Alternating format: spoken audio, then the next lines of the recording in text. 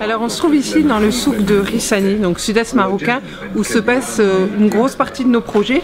Ici dans ce souk, nous avons des partenariats avec des vendeurs, un vendeur de fruits et légumes, un épicier, un boucher, un vendeur de vêtements, de chaussures. Enfin voilà, c'est des gens avec qui on travaille depuis des années, où tous nos enfants parrainés, toutes les familles bénéficient de l'aide à travers ces gens-là.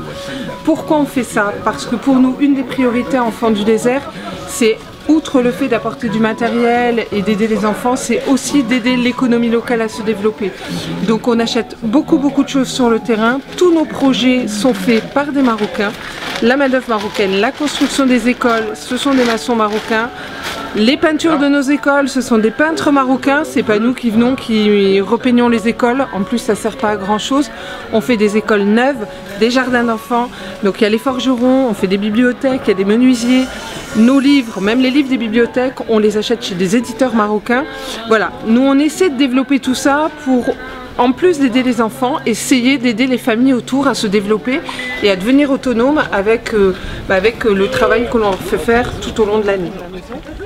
Donc elle avait acheté un terrain avec toutes les économies de la maison. Enfin, elle nous dit j'ai acheté une maison.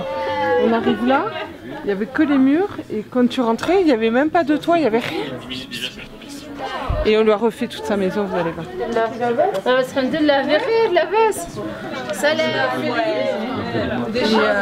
Bon, il reste à faire les murs, tu vois, tout est pas... Et quand on lui a refait, la première chose qu'elle nous a dit, c'est au moins je laisserai quelque chose à mes enfants.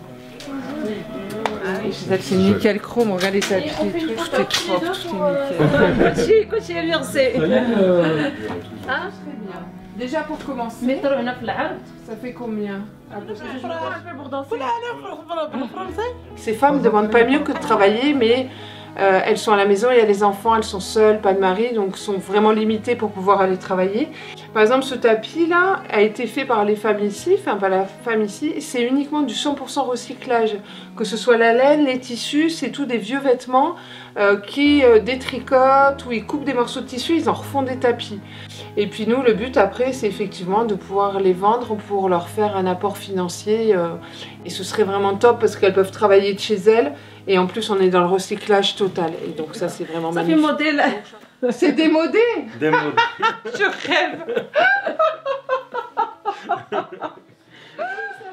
Tu es plié en deux, ou sinon comme ça, tu fais la même taille. Ouais, mais du coup, c'est trop large. Ce matin, ce qu'on a fait, c'est qu'on a distribué en partenariat avec l'association d'Haroun le matériel qui a été, enfin une partie du matériel qui a été apporté par les Roses et dont on avait déjà fait l'inventaire. Chaque sac contient des parts équitables de matériel scolaire, de vêtements, de jouets pour les enfants, de matériel d'hygiène, voilà. La même chose pour chaque famille, pour les aider de façon équitable. Il faut savoir que nous, on travaille avec des associations locales depuis le départ. Pourquoi? Parce qu'on estime que ces associations locales ont une meilleure connaissance du terrain que nous. Nous, on pourrait venir distribuer, c'est facile à faire. Le problème, c'est qu'on ne serait pas sûr d'avoir donné véritablement aux enfants qui en ont besoin et les familles les plus nécessiteuses. En travaillant avec les assos locales, ça nous permet d'avoir une connaissance du terrain et de pouvoir suivre leurs recommandations parce que voilà, c'est leur famille, leurs enfants et ils connaissent mieux les situations que nous.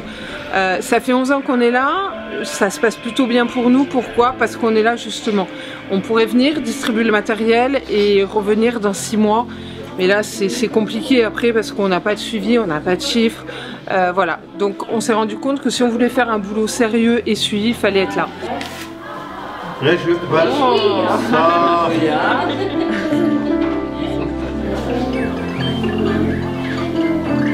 C'est rigolo. C'est les roses. Zé.